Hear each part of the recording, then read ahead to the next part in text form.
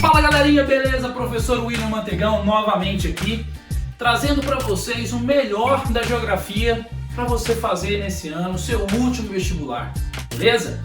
Nós vamos começar uma série agora de dicas para os vestibulares específicos, para as universidades específicas. A primeira que nós vamos trabalhar é a UFO, né?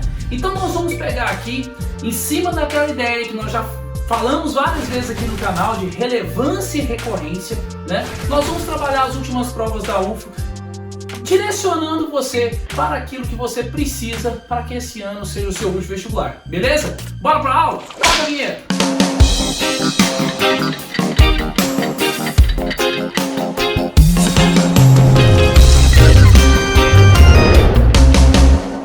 Galera, o tema da nossa aula de hoje vai ser climatologia.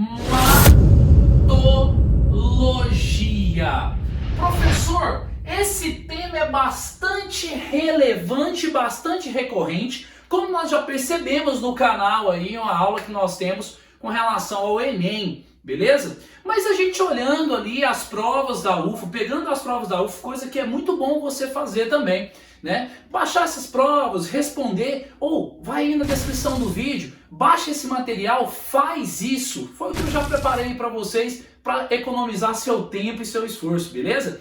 Resolve os exercícios, porque a ideia de recorrência tem professores que não gostam.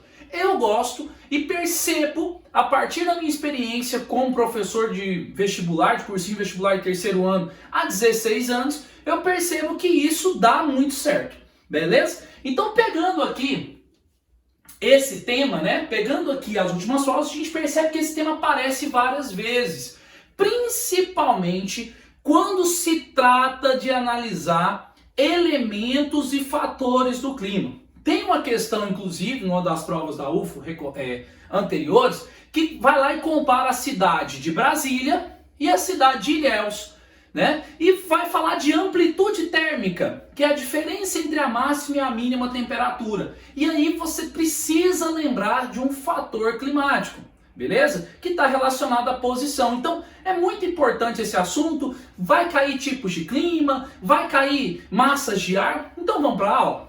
Climatologia. Nós já sabemos que é a área da ciência que vai estudar o clima. Quando nós pensamos em elementos do clima,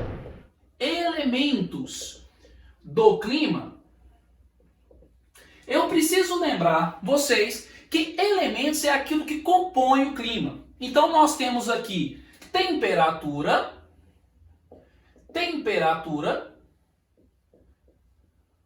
umidade,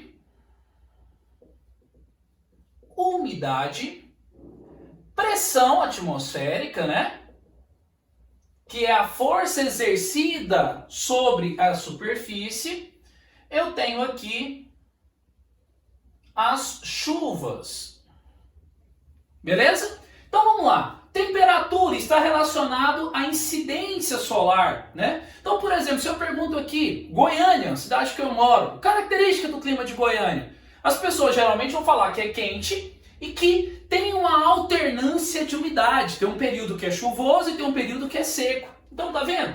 São elementos do clima. A pressão atmosférica é a responsável pelo direcionamento das massas de ar. É o elemento direcionador. Lembrando que o elemento motor das massas de ar é o movimento de rotação. E as chuvas, nós vamos lembrar dos tipos de chuvas aqui, né? Onde nós temos as convectivas, as chuvas orográficas,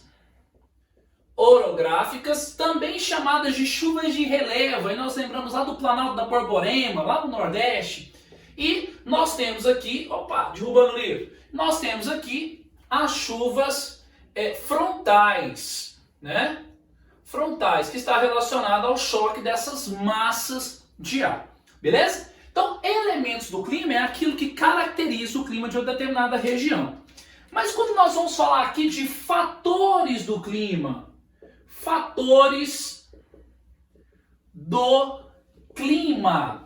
se eu penso em fatores do clima, eu quero que vocês entendam o seguinte, que os fatores são as condições que determinam o comportamento climático de uma determinada área, né? E isso é o que vem sendo muito cobrado nas provas da UFO, né? Dentro desses fatores do clima, nós vamos ter que lembrar aqui do fator latitude, que é a posição em relação à linha do Equador. Se eu estou numa posição mais próxima à linha do Equador, a tendência é que eu tenha uma temperatura mais quente. Professor, como assim tendência?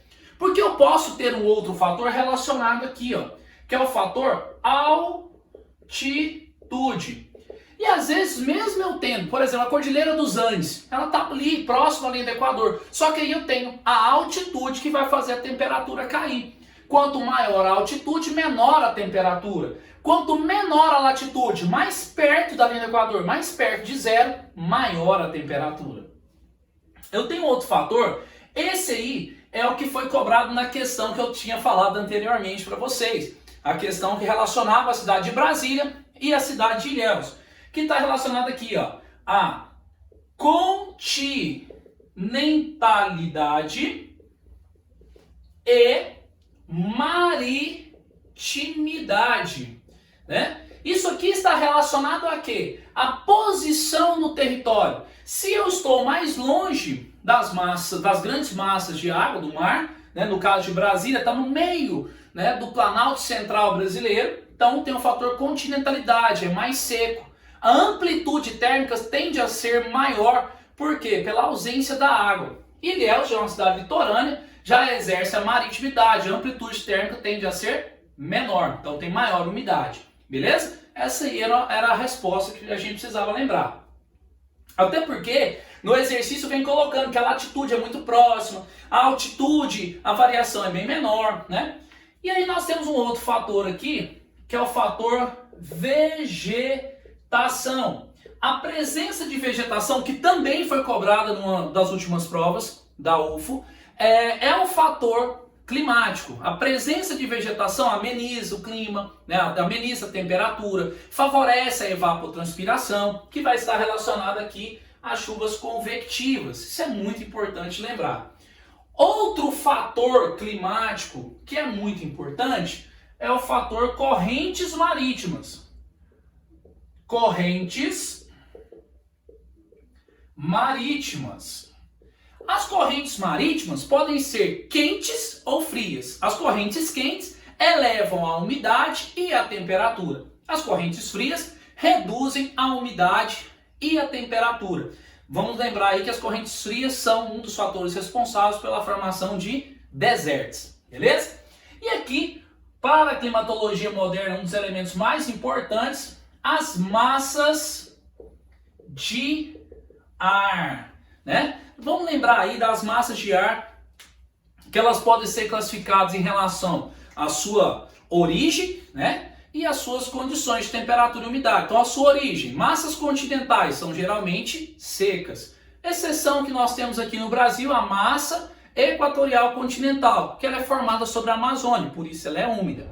Vamos lembrar, se a massa equatorial ela é quente, se ela é tropical ela é quente, se ela é polar ela é fria. Se a massa é continental, ela é seca em sua maioria. Se a massa é oceânica, ela é úmida. Então as massas são classificadas em quentes, frias, úmidas ou secas. Fundamental para você fazer essa análise aqui. E uma coisa que você não pode deixar de lembrar para fazer essa prova da UFO é a ação antrópica, né? E lembrar dos fenômenos climáticos que estão provocados aí. Então nós vamos lembrar de ilha de calor, que é um fenômeno climático urbano. Nós vamos lembrar de inversão térmica, que está relacionado também à poluição, né? O problema provocado por ele. Nós vamos lembrar de efeito estufa. Lembrar que o efeito estufa é um fenômeno natural. Só que quando ele é intensificado pela emissão de combustível, da queima de combustíveis fósseis, nós temos aí uma alteração, uma amplificação, uma intensificação desse processo, onde nós vamos ter o fenômeno do aquecimento global, beleza? Tem um toque também em fenômenos como El Niño e Laninha, aquecimento, né, e resfriamento das águas do Oceano Pacífico e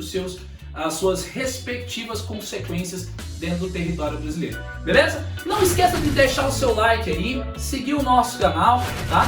Baixa o material, resolva os exercícios e bora fazer o último vestibular das nossas vidas. Um abraço, fique com Deus!